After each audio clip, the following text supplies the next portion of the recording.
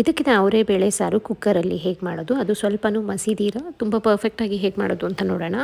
Cooker ಬಿಸಿಯಾಗಿದ್ದ ನಂತರ ಸ್ವಲ್ಪ ಎಣ್ಣೆನ ಹಾಕ್ಕೊಂಡಿದ್ದೀನಿ. ಎಣ್ಣೆ ಹಾಕಿದ ನಂತರ ಇದಕ್ಕೆ ನಾವು ಈರುಳ್ಳಿನ ಸೇರಿಸ್ಕೊಳ್ಳೋಣ. ಒಂದು ಮೀಡಿಯಮ್ ಸೈಜಿನ ಈರುಳ್ಳಿ ಹಾಕ್ಕೊಂಡಿದ್ದೀನಿ. ಹಾಗೆ ಒಂದು ಸ್ವಲ್ಪ ಶುಂಠಿ ಮತ್ತು ಬೆಳ್ಳುಳ್ಳಿಯನ್ನು ಸೇರಿಸ್ಕೊಂಡು ಚೆನ್ನಾಗಿ ಇದನ್ನು ಬಾಡಿಸ್ಕೊಳ್ಬೇಕಾಗತ್ತೆ.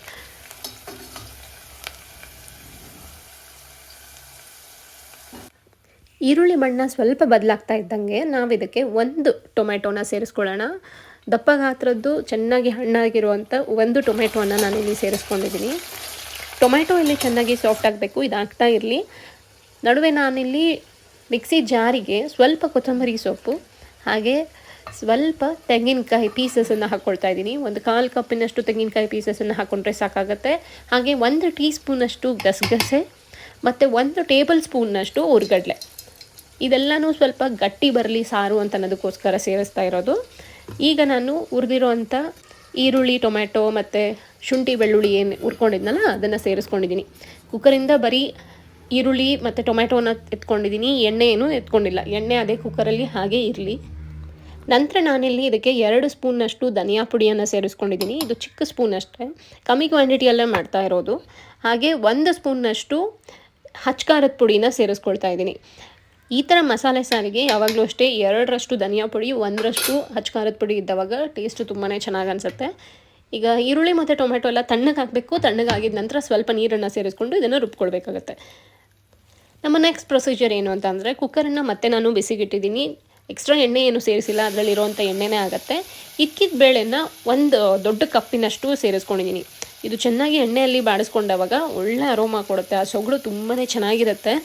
ಹಾಗೆ ನಾನು ಈ ಇಕ್ಕಿದ ಬೇಳೆ ಜೊತೆಯಲ್ಲಿ 1 ಆಲೂಗಡ್ಡೆ ಮತ್ತು 1 ಬದನೆಕಾಯನ್ನು ಸೇರಿಸ್ಕೊಂಡಿದ್ದೀನಿ. ನಿಮ್ಗೆ ಯಾವ ಗಾತ್ರದಲ್ಲಿ ಬೇಕೋ ಆ ರೀತಿಯಲ್ಲಿ ಕಟ್ ಮಾಡ್ಕೋಬಹುದು.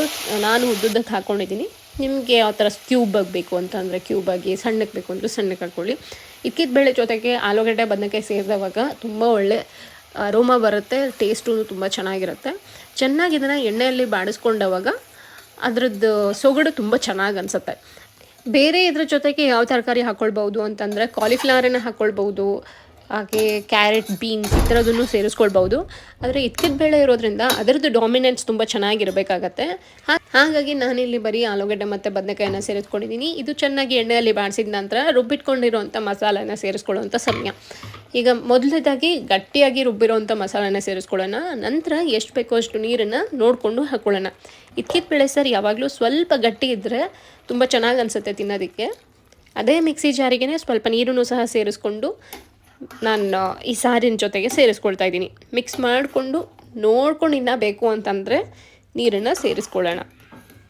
ಈಗ ಇದನ್ನು ಮಿಕ್ಸ್ ಮಾಡ್ತಾ ಇದ್ದೀನಿ, ನೋಡ್ತಾ ಇರ್ಬೋದು ಕನ್ಸಿಸ್ಟೆನ್ಸಿ ಕರೆಕ್ಟಾಗಿದೆ. ರುಚಿಗೆ ಬೇಕಾಗುವಷ್ಟು ಕಲ್ಲುಪ್ಪನ್ನು ಸೇರಿಸ್ಕೊಳ್ತಾ ಇದ್ದೀನಿ ನಾನು. ಉಪ್ಪನ್ನು ಸೇರಿಸಿದ ನಂತರ ಒಂದು ಸಣ್ಣ ಕುದಿ ಬರೋವರೆಗೂ ಮುಚ್ಚಳನ ಕ್ಲೋಸ್ ಮಾಡಿ ಕೂಗೋದಕ್ಕೆ ಇಡೋದು ಬೇಡ. 1 ಕುದಿ ಬರಲಿ ಇದು. ಈಗ ಸಣ್ಣ ಕುದಿ ಬರೋದಕ್ಕೆ ಶುರು ಆಗಿದೆ. ಇವಾಗ ನೀವು ನೋಡ್ಕೊಳ್ಬೋದು ಕನ್ಸಿಸ್ಟೆನ್ಸಿ ಕರೆಕ್ಟಾಗಿ ಇದೆಯಾ ಇಲ್ವಾ ಅಂತ. ನನಗೆ ಇದು ಕರೆಕ್ಟಾಗಿದೆ ಅಂತ ಅನ್ನಿಸ್ತಾ ಇದೆ. ಸೊ ಹಾಗಾಗಿ ನಾನು ಕುಕ್ಕರ್ ಮುಚ್ಚಳನ ಕ್ಲೋಸ್ ಮಾಡಿ ಕರೆಕ್ಟಾಗಿ ಒಂದೇ ಒಂದು ಕೂಗಿಸ್ಕೊಳ್ಬೇಕು. ಪರ್ಫೆಕ್ಟಾಗಿ ಕುಕ್ಕರಲ್ಲಿ ಹೇಗೆ ಮಾಡೋದು ಅಂತ ಹೇಳ್ತಾ ಇದ್ದೀನಲ್ವ, ಹೀಗೆ ಮಾಡಿದ್ರೇ ಕರೆಕ್ಟಾಗಿ ಆಗೋದು. 1 ಕೂಗು ಬಂದಿದ ತಕ್ಷಣ ಅದ್ರ ಪಾಡಿಗೆ ಅದು ತಣ್ಣಗೆ ಆದಮೇಲೆ ಇದನ್ನು ತೆಗ್ದು ನಾವು ಓಪನ್ ಮಾಡಬೇಕಾಗತ್ತೆ. ಈ ಥರ ಮಾಡೋದ್ರಿಂದ ಯಾವುದೇ ಒಂದು ಬೇಳೆನೂ ಮಸಿಯೋದು ಅಥವಾ ಒಡೆದೋಗೋದು ಆ ಥರ ಏನೂ ಆಗೋಲ್ಲ. ಎಷ್ಟು ಚೆನ್ನಾಗಿ ಬೆಂದಿರುತ್ತೆ ನೋಡಿ. ಒಂದಕ್ಕೊಂದು ಏನು ಅಂಟೋದಾಗಲಿ ಆ ಥರ ಏನೂ ಇರೋದಿಲ್ಲ. ತುಂಬ ಹದವಾಗಿ ಕರೆಕ್ಟಾಗಿ ಬೆಂದಿರುತ್ತೆ. ಪೂರಿ, ಇಡ್ಲಿ, ಚಪಾತಿ, ಸೆಟ್ ದೋಸೆ ಈ ಥರದಕ್ಕೆ ಅಂದರೆ ಇದೇ ಕನ್ಸಿಸ್ಟೆನ್ಸಿಯಲ್ಲೇ ಇಟ್ಕೊಳ್ಳಿ. ಅನ್ನ ಅಥವಾ ಮುದ್ದೆಗೆ ತಿನ್ನೋದಾದರೆ ಇನ್ನೊಂದು ಸ್ವಲ್ಪ ನಾವು ಇದಕ್ಕೆ ನೀರನ್ನು ಸೇರಿಸ್ಕೊಳ್ಬೇಕಾಗತ್ತೆ. ಈಗ ನಾನು ಒಂದು ಅರ್ಧ ಗ್ಲಾಸಷ್ಟು ನೀರನ್ನು ಸೇರಿಸ್ಕೊಂಡಿದ್ದೀನಿ. ನೀರನ್ನು ಸೇರಿಸಿದ ನಂತರ ಚೆನ್ನಾಗಿ ಇದನ್ನು ಕುದಿಯೋದಕ್ಕೆ ಬಿಡಬೇಕಾಗತ್ತೆ. ಕುಕ್ಕರ್ ಆಲ್ರೆಡಿ ಬಿಸಿ ಇರೋದ್ರಿಂದ ಬೇಗನೆ ಕುದಿಯೋದಕ್ಕೆ ಶುರು ಆಗುತ್ತೆ. ಸೊ ಕುದ್ದಿದ ನಂತರ ನಮ್ಮ ಇದ್ಕಿದ ಬೇಳೆ ಸಾರು ರೆಡಿ ಆಗುತ್ತೆ.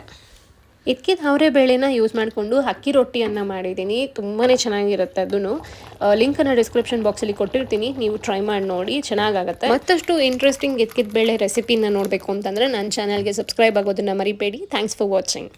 And yes, don't forget to like, share, subscribe.